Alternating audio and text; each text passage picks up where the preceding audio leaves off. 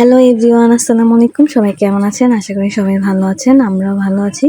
আজকে আমরা ৩ বোন মিলে চলে গিয়েছিলাম গাঙিন আপার। আমি, আমার বড় আপু আর হচ্ছে আমার একটা কাজিন।